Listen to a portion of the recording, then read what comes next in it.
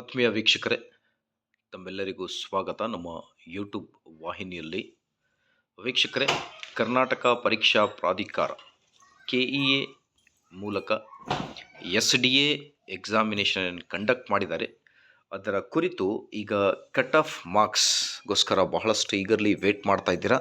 So ಹಾಗಿದ್ದಲ್ಲಿ SDA cut off ಏನಿದೆ, ಹೇಗೆ ಚೆಕ್ ಮಾಡೋದು, ಯಾವೆಲ್ಲ ಕೆಟಗರಿಗೆ ಎಷ್ಟು ಕಟ್ ಆಫ್ ನಿಲ್ಲಬಹುದು ಅನ್ನೋದ್ರ ಬಗ್ಗೆ ಈ ಒಂದು ವಿಡಿಯೋದಲ್ಲಿ ತಮ್ಮೊಂದಿಗೆ ಒಂದು ಲೇಟೆಸ್ಟ್ ಅಪ್ಡೇಟನ್ನು ನಾನು ಶೇರ್ ಮಾಡ್ತಾ ಇದ್ದೀನಿ.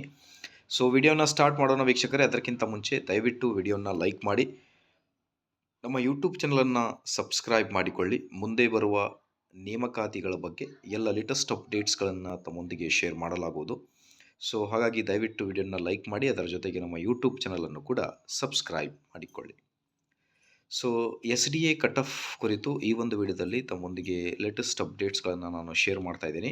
ಸೊ ಹೇಗೆ SDA ಕಟ್ ಆಫ್ ಅಂಕಗಳು ಡೌನ್ಲೋಡ್ ಮಾಡಬಹುದು ಅನ್ನೋದ್ರ ಬಗ್ಗೆಯೂ ಕೂಡ ಡೀಟೇಲ್ ಆಗಿ ತಿಳಿಸ್ಕೊಡ್ತೀನಿ ವೀಕ್ಷಕರೇ.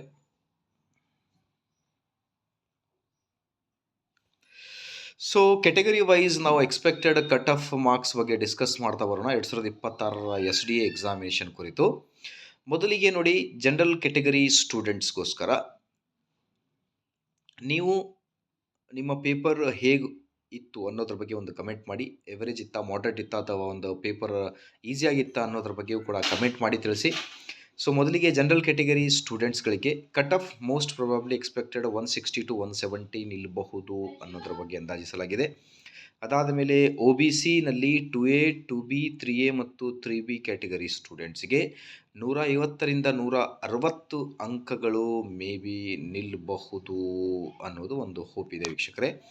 ಅದಾದ ಮೇಲೆ SC ಕ್ಯಾಟಗರಿಗೆ 135ರಿಂದ 145 ಅಂಕಗಳು, ST ಕ್ಯಾಟಗರಿಗೆ 125ರಿಂದ 135 ಅಂಕಗಳು, EWSಗೆ 150ರಿಂದ 160 ಅಂಕಗಳು, PWDಗೆ 110ರಿಂದ 125 ಅಂಕಗಳು. ಈ ಥರ most probably expected cut off ನಿಲ್ಲಬಹುದು ಅನ್ನೋದ್ರ ಬಗ್ಗೆ ಭಾಳಷ್ಟು ಚರ್ಚೆಗಳು ನಡೀತಾ ಇವೆ. ಇದರಲ್ಲಿ ±5 ಅಥವಾ 2 ಮಾರ್ಕ್ಸ್ ಆಗಿರಬಹುದು. So I think most probably cut off ಬರುತ್ತೆ ಅಫಿಷಿಯಲ್ ಆಗಿ. ತಮ್ಮೊಂದಿಗೆ ಲೇಟೆಸ್ಟ್ ಅಪ್ಡೇಟ್ಸ್ಗಳನ್ನು ಕೂಡ ಶೇರ್ ಮಾಡ್ತಾ ಹೋಗ್ತೀನಿ. Till then please like, share and subscribe. Thank you friends.